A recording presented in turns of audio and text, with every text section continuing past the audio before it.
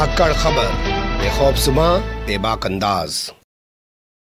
धाकड़ खबर के news room से मैं आपके साथ हूं अकरम रईस खान। दुनिया की सबसे बड़ी पार्टी यानी भारतीय जनता पार्टी को दिल्ली की सबसे छोटी पार्टी यानी आम आदमी पार्टी से चुनाव हारने का डर सता रहा है, डर लग रहा है। इसलिए मोदी सरकार दिल्ली में एमसीडी चुनाव नहीं होने दे रही है। टेंशन मत लीजिए, ये हमारा कहना नहीं है। हम कोई भोपू मीडिया और उसके दलाल चाटुकार दंगाई बल्कि अब तो ईमानदार बन चुके पत्रकारों की तरह काम नहीं करते हैं। ये कहना है अरविंद केजरीवाल का। उनका बोलता हुआ बयान आपके सामने रखूंगा और उसके बाद जो सवाल खड़े हो रहे हैं उनसे भी आपको रूबरू कराने की कोशिश करूंगा, क्योंकि ये बयान देते हुए अरविंद केजरीवाल ने सीधे चुनौती दी है प्रधानमंत्री नरेंद्र मोदी को और कहा है कि अगर दम है तो दिल्ली में एमसीडी का चुनाव करा दीजिए। अगर आम आदमी पार्टी हार गई तो मैं राजनीति करना छोड़ दूंगा। जी हां, अरविंद केजरीवाल ने कहा कि अगर आम आदमी पार्टी भारतीय जनता पार्टी से एमसीडी चुनाव में हार गई तो वो राजनीति करना छोड़ देंगे। कैसे इस पूरे घटनाक्रम को और इस बयान को देखा और समझा जा सकता है, विस्तार से हर चीज से आपको रूबरू कराने की कोशिश करूंगा, लेकिन उससे पहले ताजा हालात पर एक नजर डाल लीजिए। देखिए, ताजा हालात को समझने के लिए आपको दिल्ली की भौगोलिक स्थिति को समझना पड़ेगा। दिल्ली एक केंद्र शासित प्रदेश है। यहां की पुलिस और जमीन मोदी सरकार के अधीन आती है, गृह मंत्रालय के अधीन आती है। इसके अलावा आप यहां पर दूसरी सरकार देख सकते हैं जिसे कह सकते हैं अरविंद केजरीवाल की सरकार। वो यहां सड़कें, स्वास्थ्य और शिक्षा के क्षेत्र में काम करती हुई आपको दिखाई दे सकती है। इसके अलावा यहां पे एक तीसरी सरकार होती है जिसे हम कह सकते हैं MCD, municipal corporation of Delhi. अलग अलग 3 हिस्सों में पूरी दिल्ली में काम करता है। साफ सफाई, नाली, कूड़ा करकट, स्कूल भी चलाता है, अस्पताल भी चलाता है। तो उसमें चुनाव होने और इन एमसीडी चुनाव को मई 2022 तक पूरा किया जाना है। लेकिन उससे पहले कल एक बड़ी खबर आ गई। मोदी सरकार की कैबिनेट ने एक प्रस्ताव पास कर दिया और कहा कि दिल्ली की जो तीनों एमसीडी हैं उनका विलय किया जा रहा है, उनको एक एमसीडी बनाया जा रहा है। आप जानते हैं, जब भी किसी राज्य सरकार की या केंद्र सरकार की कैबिनेट किसी प्रस्ताव को पास करती है उसके बाद उसको संसद में या विधानसभा में रखना होता है। तो इस प्रस्ताव को पहले लोकसभा में रखना पड़ेगा, फिर राज्यसभा में रखना पड़ेगा और उसके बाद राष्ट्रपति के पास भेजना पड़ेगा। उसके बाद जाकर दिल्ली की तीनों एमसीडी का विलय हो पाएगा और उसके बाद ही यहाँ पे चुनाव हो पाएंगे। यानी इस वजह से चुनाव टल सकते हैं। इसी की वजह से अरविंद केजरीवाल गुस्से में हैं। लेकिन अरविंद केजरीवाल का बयान मैं अभी भी आपके सामने नहीं रखना चाहता हूं, क्योंकि आपको ये जानना चाहिए कि क्या इससे पहले भी दिल्ली में सिर्फ एक एमसीडी काम करती थी। जी हां, दिल्ली में इससे पहले भी सिर्फ एक एमसीडी काम करती थी। 2012 में शीला दीक्षित मुख्यमंत्री थी। उन्होंने दिल्ली की एमसीडीओ को 3 बराबर हिस्सों में विभाजित कर दिया था। उनका कहना था कि स्थानीय स्तर पर ऑफिस बनेंगे, मेयर होंगे, ज्यादा बेहतर ढंग से काम होगा। लेकिन 15 साल से यहां की सत्ता पर काबिज भारतीय जनता पार्टी, लगातार 2007 से यहां पर भारतीय जनता पार्टी तीनों एमसीडी में काबिज है। उसे हार का डर लग रहा है, इस वजह से शायद वो तीनों एमसीडीओ का विलय कर रही है। ये अरविंद केजरीवाल का कहना है। लेकिन अभी भी मैं आपके सामने अरविंद केजरीवाल का बयान नहीं रखने जा रहा हूं। मैं आपके सामने बयान रख रहा हूं भारतीय जनता पार्टी के विधायक रमेश बिधूड़ी का। उन्होंने कहा हमारी मजबूरी है, हम दिल्ली को केजरीवाल के भरोसे नहीं छोड़ सकते। वो पैसा नहीं दे रहे हैं एमसीडी को, इसलिए मोदी सरकार ने तीनों एमसीडीओ का विलय करने का फैसला लिया है, ताकि साउथ एमसीडी जो कमाई कर रही है वो जमुना पार में या नॉर्थ ईस्ट एमसीडी में या ईस्ट एमसीडी में लगाई जा सके। उनकी जबानी सुन लीजिए क्या क्या फायदे होंगे तीनों एमसीडीओ को एक करने के। फिर आपके सामने केजरीवाल का बयान रखने की कोशिश करूंगा। दिल्ली को बचाने का सबसे बढ़िया महत्वपूर्ण निर्णय केंद्र सरकार ने लिया। इसके लिए मैं बधाई देना चाहता हूँ देश के गृह मंत्री जी को। दिल्ली के अंदर एमसीडी की जो रेवेन्यू है वो ईस्ट दिल्ली, नॉर्थ दिल्ली में नगण्य होता है।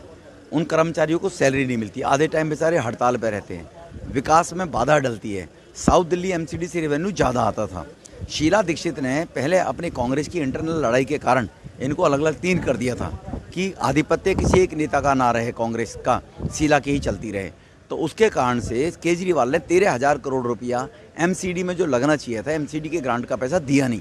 हाई कोर्ट तक बीजेपी गई है। केजरीवाल ये मैसेज देना चाहता था लोगों को, लगे एमसीडी काम नहीं कर रही है, जबकि एमसीडी ने इतने कम रेवेन्यू के बाद भी साउथ एमसीडी ने बहुत अच्छे काम किए। तो अब एक एमसीडी हो जाएगी तो मेयर एक होगा, वो खर्चा बचेगा, स्टैंडिंग कमेटी चेयरमैन वो खर्चा बचेगा, कारों के खर्चा बटेंगे, स्टाफ का खर्चा बचेगा, और जो रेवेन्यू साउथ दिल्ली से आता है अब वो एक होगा तो ईस्ट दिल्ली में भी खर्च होगा, नॉर्थ दिल्ली में भी खर्च होगा, जिससे दिल्ली का विकास होगा। लेकिन फिर चुनाव तो देर हो जाएगा आप यहाँ तक। चुनाव कोई देर नहीं होता है। चुनाव ये केजरीवाल ने स्टेप, केजरीवाल 13,000 रुपये दे देता, क्यों नहीं देता? केजरीवाल के लिए हाईकोर्ट एमसीडी गई, हाईकोर्ट ने भी ऑर्डर कर दिया, फिर भी वो पैसा रिलीज नहीं किया उस आदमी ने। तो इसीलिए दिल्ली को केजरीवाल के भरोसे कैसे मरना छोड़ा जाए, दिल्ली को कैसे स्लम बना दिया जाए। तो इसलिए चुनाव कोई नहीं होगा। अब ये पार्लियामेंट में आएगा, कैबिनेट में पास हो गया, उसके 6 महीने के अंदर चुनाव हो जाएगा। सुन लिया आपने रमेश भिदोड़ी को। रमेश भिदोड़ी ने बहुत सारे फायदे गिनाए हैं, उन फायदों को आप सुन चुके हैं। अब बात करते हैं अरविंद केजरीवाल की। तो अरविंद केजरीवाल ने खुल्लम खुल्ला चुनौती दे दी है, ये कहते हुए कि दुनिया की सबसे बड़ी पार्टी दिल्ली की सबसे छोटी पार्टी यानी आम आदमी पार्टी से चुनाव हारने से डर रही है, इसलिए मोदी सरकार जो है एमसीडी का चुनाव नहीं होने दे रही है, टाल रही है। अगर दम है तो चुनाव करा दे, और अगर आम आदमी पार्टी हार गई तो केजरीवाल राजनीति छोड़ देंगे। सुन लीजिए उनकी जबानी। अपनी हार के डर से जो ये लोग चुनाव टाल रहे हैं, ये सीधे सीधे इस देश के साथ खिलवाड़ है। मेरी प्रधानमंत्री जी से हाथ जोड़ के अपील है, कल बीजेपी रहेगी नहीं रहेगी, आम आदमी पार्टी रहेगी नहीं रहेंगे, मोदी जी रहेंगे नहीं रहेंगे, केजरीवाल रहेगा नहीं रहेगा, ये जरूरी नहीं है। देश बचना चाहिए, देश के साथ खिलवाड़ मत करो। एक छोटे से चुनाव को जीतने के लिए आप इस देश की व्यवस्था के साथ खिलवाड़ कर रहे हैं, देश के साथ खिलवाड़ कर रहे हैं। ये क्या है? ये बिल्कुल मंजूर नहीं है। भारतीय जनता पार्टी कहती है हम दुनिया की सबसे बड़ी पार्टी हैं। अरे सबसे बड़ी पार्टी और दिल्ली की एक छोटी सी पार्टी से घबरा गए तुम? दिल्ली के एक छोटे से चुनाव से घबरा गए तुम? क्या हिम्मत है यार तुम्हारे अंदर, लानत है तुम्हारे ऊपर। मैं चैलेंज करता हूं बीजेपी को, हिम्मत है तो एमसीडी के चुनाव टाइम पे करा के दिखाओ और जीत के दिखा दो, हम राजनीति छोड़ देंगे। सुन लिया आपने केजरीवाल को। अब यहां केजरीवाल के इस बयान के कई सारे मतलब निकलते हैं, जैसे केजरीवाल इस वक्त फुल कॉन्फिडेंस में नजर आ रहे हैं। कॉन्फिडेंस की वजह यह है कि पिछले 15 साल से दिल्ली की एमसीडी की सत्ता पर भारतीय जनता पार्टी का कब्जा है, कांग्रेस बहुत ज्यादा कमजोर हो चुकी है, और पंजाब में सरकार बनने के बाद इन्हें लग रहा है कि ये और ज्यादा मजबूत हुए हैं। ये एक ऐसी पार्टी बन गए हैं जिनकी पूरे देश में कांग्रेस के अलावा 2 राज्यों में सरकार है। हालांकि 2 राज्यों का शब्द इस्तेमाल करना कुछ गलत होगा, यह कहना कुछ ठीक होगा कि 1.5 राज्य में सरकार है। जैसा मैंने बताया, यहाँ पे केंद्र शासित प्रदेश है, पूरी तरीके से सरकार इनके पास नहीं है, कुछ हिस्सा केंद्र सरकार के पास है, कुछ हिस्सा एमसीडी के पास है, तो यहाँ पे सरकार आधी है। पंजाब में जरूर इनकी पूर्ण सरकार कही जा सकती है क्योंकि वो केंद्र शासित प्रदेश नहीं है। तो 1.5 राज्य में इनकी सरकार हो जाने के बाद इनके हौसले बुलंद हैं, इन्हें लग रहा है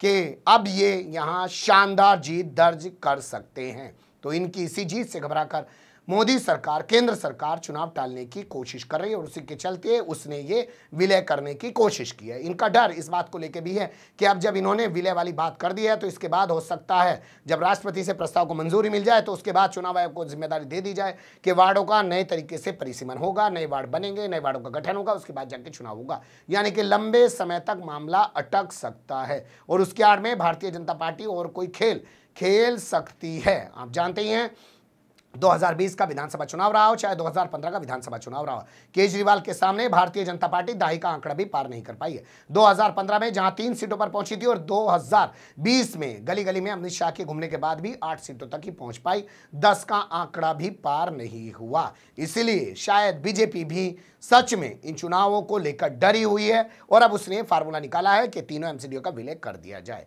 भाजपा केजरीवाल की चुनौती पर कब जवाब देगी, क्या रिएक्शन देगी, क्या स्वीकार करेगी या नहीं करेगी, कुछ कहा नहीं जा सकता है। लेकिन लगता है एमसीडी चुनाव टालने का मुद्दा बहुत तेजी से बड़ा मुद्दा बनता जा रहा है। जैसे जैसे अपडेट्स आते रहेंगे आपको रूबरू कराने की कोशिश करते रहेंगे। आप बने रहिएगा धाकड़ खबर के साथ। फिलहाल कमेंट्स के रूप में आप लोग अपनी राय दे सकते हैं, खबर को लाइक कर सकते हैं, चैनल को सब्सक्राइब कर सकते हैं, और ज़्यादा से ज़्यादा हमारी खबरों को शेयर कर सकते हैं। फिर ऐसे ही किसी सुलगते हुए या उलझते मुद्दे लेकर मैं आपके सामने हूँगा हाजिर।